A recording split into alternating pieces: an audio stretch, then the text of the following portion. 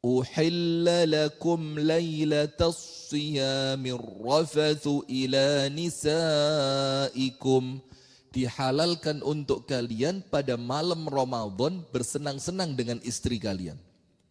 Karena zaman dulu puasa itu tidak boleh bersenang-senang sama istri selama 1 bulan. Maka para sahabat mulai apa? Wah, ini saulan yo. Atos sih gak ya apa? Membatu. Oh gak mampu. Akhirnya 1 bulan tidak boleh megang istri, nampaknya ini untuk kami berat katanya. Akhirnya itu jadi omongan di kalangan para sahabat. Tapi mereka tidak berani ngomong sama Nabi Muhammad. Karena apa? Lawang ini syariat. Sementara syiarnya para sahabat itu apa? Sami'na wa ata'na. Mereka tidak berani protes. Nah tapi Allah Maha tahu. Akhirnya turunlah Al-Baqarah 187. Uhilla lakum laylatas siyamir rafathu ila nisaikum. Boleh loh malam Ramadan, malam tapi malam itu ya ba'dal maghrib sampai adzan subuh. Anda tahu Abdullah bin Abbas? Abdullah bin Abbas itu diriwayatkan beberapa kali buka puasanya jima. Lihat, tidak dilarang boleh. Buka puasanya apa?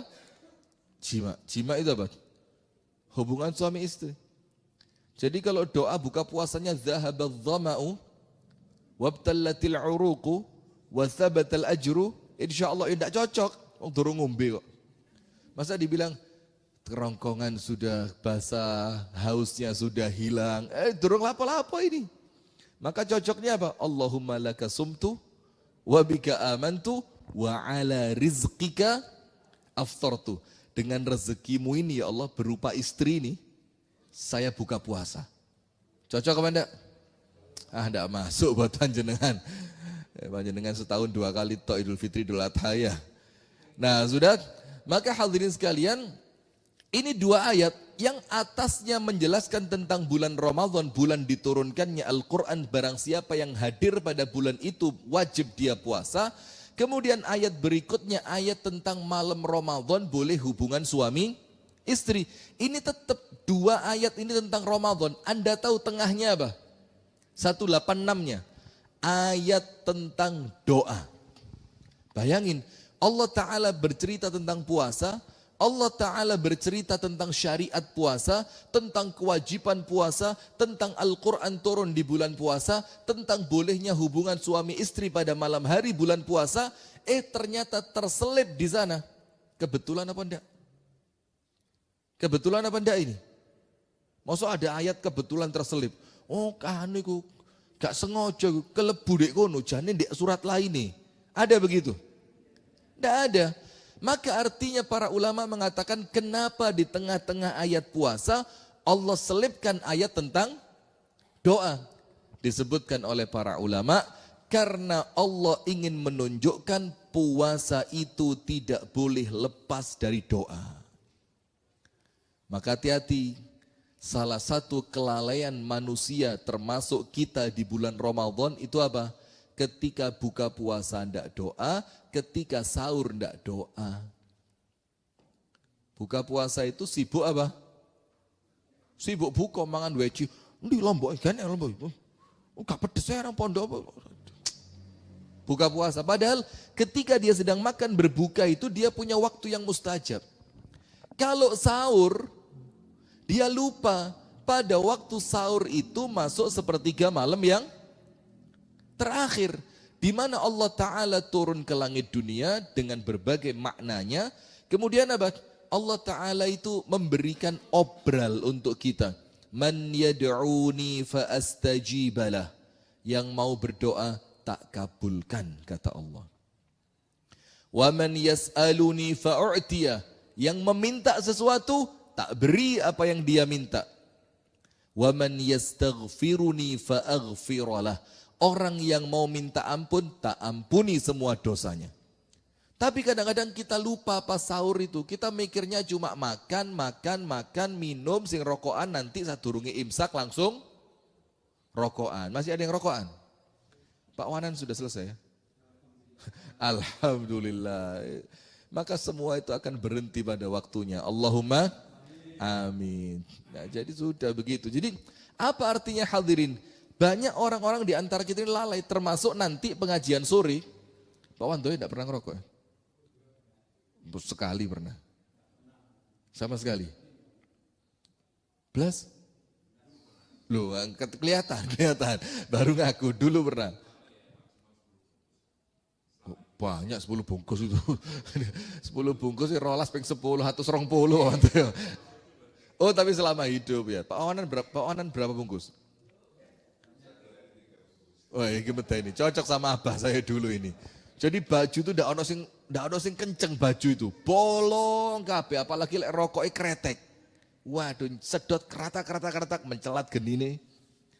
Kena baju bolong. Nah, sudah itulah. Nah, maka hadirin sekalian termasuk nanti ba'dal asar kita kan kajian. Kenapa kita hentikan jam 5:15 atau paling telat lah 5:20. Pokok ada waktu menjelang maghrib untuk kita doa. Karena disitulah salah satu waktu yang mustajab. Sementara Ramadan itu bulannya doa. Nah, apa ayatnya? Allah Ta'ala berfirman dalam Al-Baqarah 186. Wa idza sa'alaka ibadi anni fa inni qarib. Wahai Muhammad sallallahu alaihi wasallam, idza apabila sa'alaka ibadi anni, engkau ditanya oleh hamba-hambaku tentang aku, yaitu tentang Allah Ta'ala. Jawabannya apa? Fa inni qarib. Katakan wahai Muhammad, aku itu dekat. Dan dekat di sini maksudnya ada beberapa. Hati-hati. Jadi tidak gampang Pak mengartikan Al-Quran itu kudu moco tafsir. Tidak kemudian diwoco artine, oh. Tidak. Apalagi ayat-ayat yang berbicara tentang sifat. Nah, ayat-ayat yang berbicara tentang sifat ini ayat yang tidak semua orang boleh ngomong. Karena sifat ini salah menafsirkan bisa bahaya. Bisa menyamakan antara Allah dengan makhluk.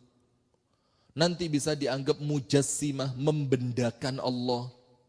Macam-macam. Maka ayat-ayat semacam fa inni qarib, aku dekat. Dekat ini makna yang pertama sesuai kandungan ayat, dekat dengan makna senantiasa mengabulkan doa. Jadi Anda doa apapun Allah mendengarkan. Dan didengarkan itu artinya apa? Ayo. Sami'allahu liman hamidah. Artinya apa? Sami'allahu liman hamidah. Sami'a. Allah mendengar. Liman untuk mereka-mereka hamidah yang memujinya. Terus kalau Allah mendengar apa? Itu artinya Pak secara tekstual Allah mendengar. Tapi arti secara hadisnya sami'allahu liman hamidah, Allah menjawab orang yang memujinya. Dijawab dengan apa? Dengan rahmatnya, dengan ampunannya, dengan keberkahannya. Itu sami'allahu liman hamidah. Nah, sehingga ketika dikatakan wa idza sa'alaka ibadi anni fa inni qarib. Apabila hambaku bertanya kepadamu tentang aku, kata Allah Ta'ala, jawablah aku dekat. Dan kedekatan ini artinya senantiasa menjawab doa karena sebelumnya Allah sudah apa? Mendengarnya. Nah, dan ayat ini kedekatannya semakin dekat ketika apa? Ketika kita puasa. Ketika kita sedang puasa. Nah, maka dengan itu Allah berfirman, ujibu da'watad da'i. Nah, makna yang kedua, dekat itu apa? Pengawasannya. Makna yang ketiga, dekat itu apa? Intiqam. Intiqam itu kalau panjenengan macam-macam, Allah itu dengan mudahnya bisa menghukum Anda. Dan boleh juga diartikan apa? Rahmatnya. Ketika Anda baik, rahmat Allah itu senantiasa dekat dengan orang-orang yang senantiasa berbuat kebaikan. Nah, maka ayat ini Pak, di tengah-tengahnya ayat puasa. Wa idza sa'alaka ibadi anni fa inni qarib. Apa qarib itu? Ujibu da'watad da'i idza da'an. Aku, kata Allah, senantiasa menjawab pertanyaan, senantiasa menjawab, mengijabah doa-doa kalian, idza da'ani, ketika kalian mau berdoa. Berarti masalah dikabulkan apa tidak tergantung mau berdoa atau tidak. Ustadz, berarti semua doa sama Allah dikabulkan? Dikabulkan. Syaratnya kalau dalam Al-Baqarah 186, falyastajibuli, maka hendaknya mereka memenuhi perintahku. Hendaknya mereka memenuhi apa? Perintahku. Tak kasih contoh gampang. Gampang aja. Tanpa kita bermaksud menyamakan antara Allah dengan makhluknya, ya. Tanpa kita bermaksud apa? Menyamakan antara Allah dengan makhluknya. Begini. Saya punya anak. Anak saya itu tak suruh apapun manut. Ikrimah, beliin gas LPG, berangkat beli gas. Ikrimah, tolong cariin pulpennya Abi, berangkat cari pulpen. Ikrimah, ambilin tasnya Abi, jalan ambil tas. Pokok apa saya minta, dia penuhi. Terus suatu hari dia minta, Bi, Ikrimah kepingin sepeda. Kira-kira ya apa sikap saya? Ya apa sikap saya? Kasih. Pantas tidak dia saya kasih? Pantas. Sekarang sebaliknya, Ikrimah beliin gas, moh. Ikrimah cariin pulpen, moh. Ngerti moh? Anda ngerti yang di YouTube ini yang tidak ngerti. Ikrimah ambilin pulpen, tidak mau. Ikrimah beliin gas, tidak mau. Ikrimah tolong ambilin tasnya Abi, tidak mau. Terus bilang, Abi, Ikrimah pengen sepeda, moh. Pantas apa enggak? Pantas. Nah, tanpa kita menyamakan antara kita dengan Allah, tapi perumpamaan ini untuk apa? Mantes no awak. Lo sholat gak tahu kok moro-moron jalu. Tapi tetap yang yakin. Kenapa kita perlu yakin? Tahu setan? Setan itu kan membangkang dari perintah Allah. Doanya diijabah kok. Doanya diijabah. Apa bukti kalau doanya setan diijabah? Apa?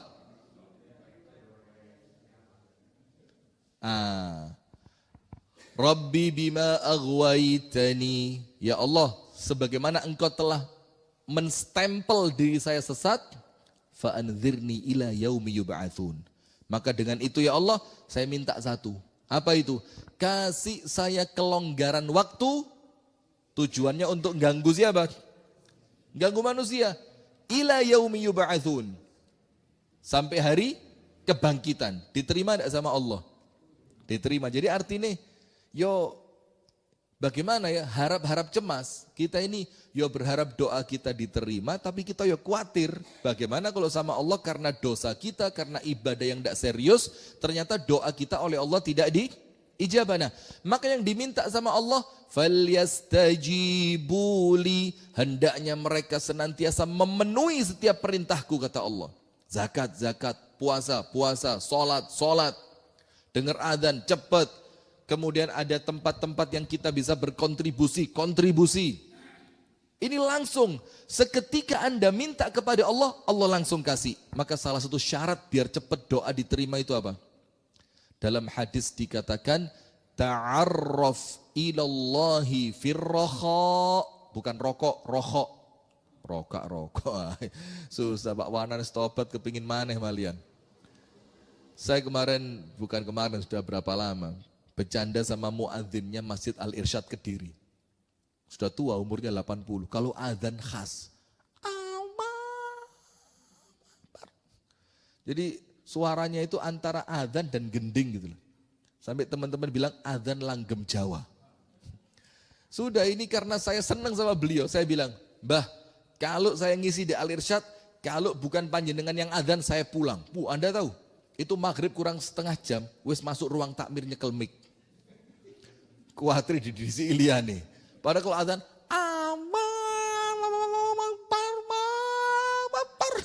tapi Masya Allah semangatnya bagus dan suaranya jelas, artinya tidak merubah makna gitu loh. Nah sudah, beliau ini rokokan sepanjang hari. Pernah beberapa tahun yang lalu, mau buka puasa ke Masjid Al-Irsyad, nyabrang jalan, sudah azan, di tangannya megang rokok. Mungkin keburu-buru mau buka puasa, akhirnya ketabrak motor, beruak ketabrak motor. Wow, mau pingsan gitu. Oh, saya di masjid tuh. Langsung saya keluar. Sama teman-teman diangkat, dibopong. Anda tahu, rokoknya gak ucul. Subhanallah. Itu rokok tetap di tangannya, tidak lepas itu. Sampai kita bingung, pembelok ini. Masuk kelambi ini kobong. Loh, rokok isi ono. Ya Allah, kita buang. Sudah karena saking seneng yang rokok, setiap pengajian sama saya bercandain. Bah, masih ngerokok. Boten Pak Rifki. Jadi manggilnya bukan Ustadz. Boten Pak Rifki. Lah wong ngaji kok ngerokok. Loh, betul juga ya. Sudah. Tapi ngerokok terus, tidak pernah berhenti. Suatu hari beliau puasa, saya ajak buka puasa.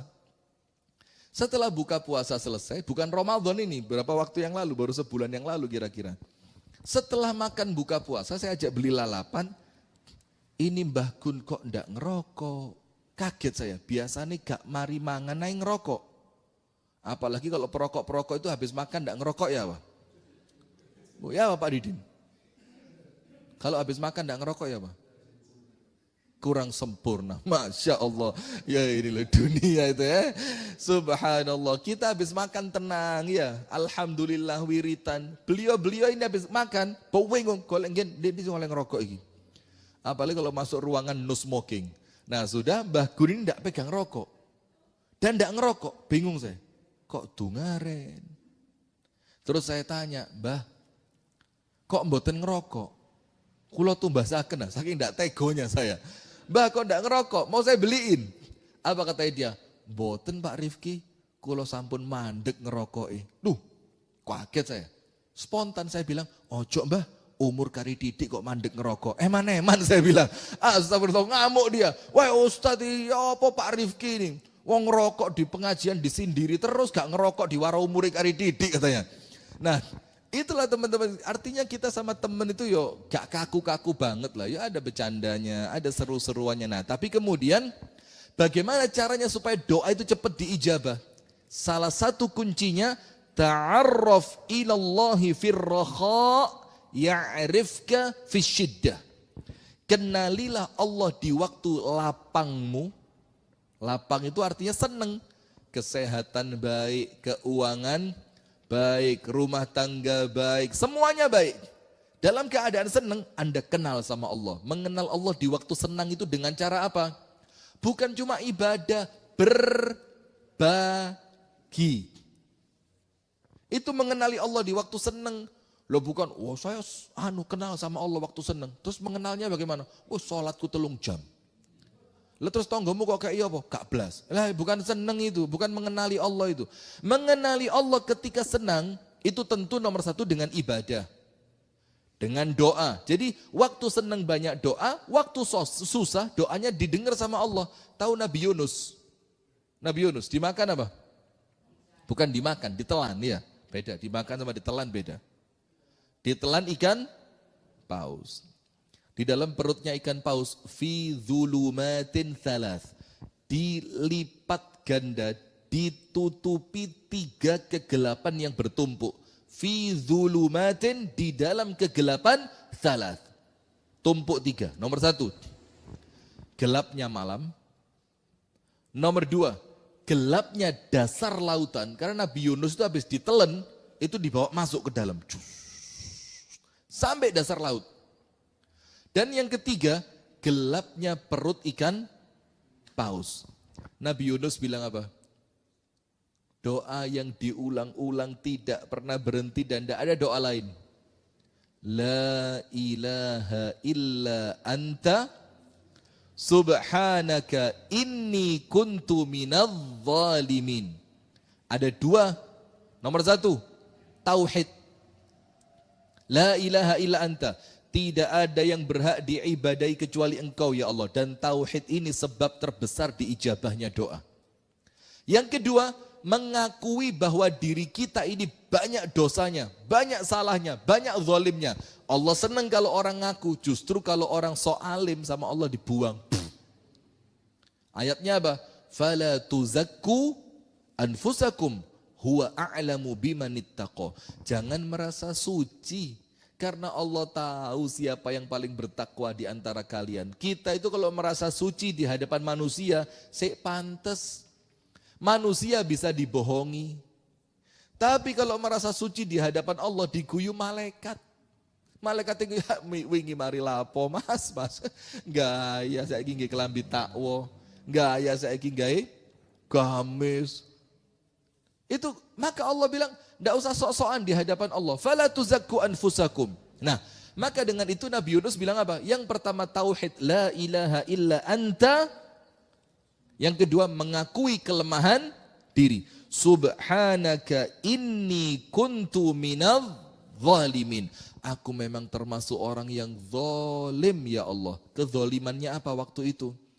Disuruh Allah dakwah, malah umatnya ditinggal. Padahal Nabi dan Rasul tugasnya apa? Dakwah. Lah kok ini disuruh dakwah, umatnya tidak mau porek dalam tanda kutip ya. Nah, maka dengan itu hadirin bagaimana caranya? Ketika Nabi Yunus di waktu kegelapan itu berdoa, saya mau tanya, malaikat kenal tidak dengan suaranya Nabi Yunus? Kenal apa enggak? Di 3 kegelapan, malam, dasar laut, perut ikan paus. Kedenger enggak suaranya? Kalau ngomong manusiawi, tidak mungkin kedenger. Tapi ini omongannya doa, perkara gaib, perkara iman, perkara yakin. Ketika Nabi Yunus berdoa, La ilaha illa anta subhanaka inni kuntu minadh zalimin. Apa yang terjadi? Malaikat di langit gempar. Anda buka tafsir Ibnu Katsir. Apa kata malaikatnya? Ya Rabbi, saut ma'ruf min makan gharib. Ya Allah, ini kok suara kayaknya kami kenal ini. Tapi kok tempatnya bukan tempat biasanya. Akhirnya sama malaikat dicari ke tempat-tempat, tidak ketemu. Keliling bumi tidak ketemu. Akhirnya diberitahu oleh Allah, coba kamu ke laut. Masuk malaikatnya ke laut, ketemu dalam perut. Kenapa kok suaranya didengar? Falaula annahu kana minal musabbihin. Disebutkan dalam Al-Quran, فَلَوْلَا أَنَّهُ كَانَ مِنَ الْمُسَبِّحِينَ لَلَبِثَ فِي بَطْنِهِ إِلَى يَوْمِ يُبْعَثُونَ. Kalaulah dia dulunya, ingat, bukan sekarang, kapan? Dulu, waktu senang. Tidak termasuk orang yang gemar berzikir, maka dia akan tetap di perut ikan itu sampai kiamat. Kenapa? Suaranya tidak dikenali. Tapi karena terbiasa zikir, terbiasa doa, pas ada masalah, Allah kenal suaranya dia, maka oleh Allah langsung diijabah. Itu artinya kenali Allah di waktu lapangmu, dengan doamu, dengan ibadahmu, dengan berbagimu. Ya'rifka fi syiddah, maka Allah akan kenal kamu ketika kamu sedang susah. Nah, maka hadirin sekalian disebutkan dalam Al-Baqarah 186, syarat yang pertama agar doa kita oleh Allah diijabah, falyastajibu li, hendaknya mereka menjawab semua perintahku. Yang kedua apa? Wal yu'minu bi, iman. Itulah saya katakan tadi, syarat utama diterimanya doa itu tauhid. Apa syaratnya? Tauhid. Maka dibilang fal yu'minu bi la'allahum yarshudu. Nah, sekarang hadirin sekalian, silakan kita perhatikan hadis-hadis tentang doa pada bulan Ramadan. Nomor 1, Rasulullah sallallahu alaihi wa ala alihi wa sahbihi wasallam bersabda, ini insya Allah panjenengan sering dengar, tapi mumpung di awal Ramadan semangatnya biar tambah lagi. Allah Ta'ala, Rasulullah bersabda sallallahu alaihi wasallam, thalathu da'awatin mustajabatin la syakka fihin. Ada 3 doa mustajab yang ditambahi sama Nabi Muhammad, la syakka fihinna, yang tidak perlu diragukan lagi kemanjuran doa itu. Jadi diterima dan tidak perlu diragukan lagi. Nomor 1 apa? Doanya musafir. Nomor 2, doanya orang yang teraniaya. Yang ketiga, doa us-shaim hatta yuftir. Doanya orang yang puasa sampai nanti buka puasa. Panjenengan puasa kan? Nah, kita kan punya anak, kita punya cucu, kita punya masa depan, kita kepingin husnul khatimah, kita kepingin istiqomah, yang banyak doa. Karena itu salah satu di antara doa yang tidak ditolak sama Allah. Doa us-shaim, doanya orang yang puasa, ini umum di luar Ramadan bisa jadi, yang penting dia puasa, apalagi di bulan Ramadan. Dan ayat tentang Al-Baqarah 186 tadi, itu tentang puasa Ramadan. Artinya maknanya semakin dalam ketika kita sedang puasa di bulan Ramadan. Hadis yang kedua, walis-shaimi da'watun la turad. Dalam hadis dikatakan, dan untuk orang yang berpuasa inda fitrihi, dalam riwayat yang lain, ketika dia buka puasa, ada satu doa la turaddu yang tidak mungkin ditolak sama Allah. Berarti ada dua penegasan sekarang. Hadis yang pertama doanya orang puasa, hadis yang kedua doanya orang puasa ketika berbuka. Yang ketiga, selain bulan Ramadan hadirin, terkadang kita itu bangun sebelum subuh itu tidak semua orang bisa. Padahal itu waktu di mana orang-orang pilihan Allah bangun untuk ibadah. Itu waktu yang dipakai oleh para ulama untuk kemudian intens dengan Allah Ta'ala di dalam doa-doa mereka. Nah sekarang di bulan Ramadan, mau tidak mau dipaksa bangun. Untuk apa? Untuk apa? Sahur. Nah maka karena Allah Ta'ala memang ingin mengabulkan, jadi Allah itu tidak kepingin nolak doa kita. Kepinginnya Allah itu doa kita dikabulkan. Terus apa yang terjadi? Allah paksa kita bangun di waktu sahur. Dan sahur itu sepertiga malam yang terakhir. Hadisnya tadi apa? Man yad'uni fa astajibalah. Yang mau berdoa diijabah. Wa man yas'aluni fa u'tiyah. Yang mau minta tak kasih apa yang dia minta. Coba. Itu keutamaan-keutamaan doa yang Allah sebutkan pada bulan Ramadan ini. Nah, termasuk hadirin salah satu waktu yang mustajab itu ketika menjelang azan maghrib. Ada satu doa, zikir, termasuk doa yang kemudian diajarkan oleh para ulama. Itu bagus diperbanyak menjelang azan maghrib pada bulan Ramadan. Zikirnya begini. Asyhadu an la ilaha illallah. Sama kayak Nabi Yusuf tadi kan? La ilaha illa anta. Sama. Maka kita asyhadu an la ilaha illallah. Kemudian apa? Istighfar. Astaghfirullah. Sama kayak Nabi Yunus tadi. Kok Yusuf? Sama kayak Nabi Yunus tadi. Bilang apa? Inni kuntu minadh dhalimin. Maka minta ampun. Terus apa? Di bulan Ramadan ini kesempatan kita minta surga. As'alukal jannah.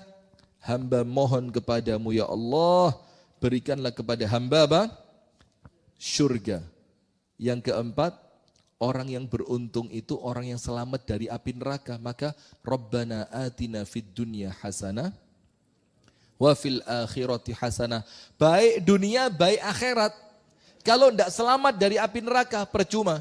Maka ditambahi di akhirnya apa? Rabbana atina fid dunya hasanah wa fil akhirati hasanah. Penutupnya apa? Itu loh puncaknya. Wa qina adzabannar. Kalau kita tidak masuk neraka, tempatnya di mana berarti? Itu loh doa yang Rasul pakai, itu top-top. Nah, maka yang keempat, minta perlindungan dari api neraka. Wa a'udzu bika minan nar. Asyhadu an la ilaha illallah. Astaghfirullah. As'alukal jannata. Wa a'udzu bika minan nar. Kemudian apa? Doa yang Ibunda Aisyah tanyakan kepada Nabi Muhammad. Allahumma innaka afuwun tuhibbul afwa fa'fu anni. Itu 5 ini diperbanyak menjelang buka puasa. Nah sekarang ini kok belum kok belum jam berapa tuluknya sana? Sudah lewat berarti? Oh enggak bunyi tit tuluk itu. Oh ya sudah penutup. Terakhir dari saya nunggu itu kok perasaan lama sekali gak tadit ini. Nah, yang terakhir kita akan bacakan di sini beberapa waktu doa mustajab yang disebutkan oleh Al-Imam Ibnul Qayyim Al-Jauziyah di dalam kitabnya Ad-Da' wad-Dawa. Jadi beberapa waktu yang mustajab. Nomor 1, al-thuluthu al-akhiru minal lail. Sepertiga malam yang terakhir. Jadi artinya begini Pak, semua waktu-waktu ini panjenengan manfaatkan untuk berdoa dengan satu doa andalan. Gak mungkin ditolak. Misalkan pengen sehat, sepertiga malam terakhir doa sehat. Menjelang buka doa sehat. Ketika buka doa sehat. Ketika sahur doa sehat. Setelah sholat doa, maka ketika waktu itu kita kumpulkan semua diterima. Nomor 1, di sepertiga malam yang terakhir. Nomor 2, wa indal adzan, ketika adzan. Ibnul Qayyim bilang ketika. Ayo Anda mau protes apa? Ketika. Jadi sambil dengerin adzan itu, kan kita jawab adzan. Terus kita dengerin muadzinnya, itu sambil doa. Kemudian apa? Wa bainal adzani wal iqamah, antara adzan dan qomat. Jadi beda waktu adzan dan antara adzan dan qomat. Itulah kenapa saya minta tadi malam qomatnya pas no timer ini. Eman waktu kita ini berharga ya. Yang keempat, wa adbar as-salawati al-maktubat. Di setiap selesai sholat. Ini loh yang ngomong, oh ndonga mari sholat iki gak enek dalile. Ini Ibnu Qayyim bilang, wa adbar as-salawati al-maktubat, di setiap selesai salat yang 5 waktu. Kemudian inda su'udil imami yaumal jum'ah 'alal mimbar hatta yaqdiya shalah min dzalikal yaum. Ketika khotib naik mimbar di hari Jumat. Atau ketika apa? Duduk di antara 2 khutbah. Wa akhir sa'ah ba'dal 'asr, dan di hari Jumat setelah asar. Nah itu yang dapat kami sampaikan di pagi hari ini mengenai, sebenarnya saya punya beberapa cerita tentang doa-doa yang mustajab di bulan Ramadan, tapi karena kita waktu ya, mudah-mudahan kalau nanti ngepol kedawan nanti bosen nih, maka diimit-imit itu apa? Dicicil sedikit demi sedikit.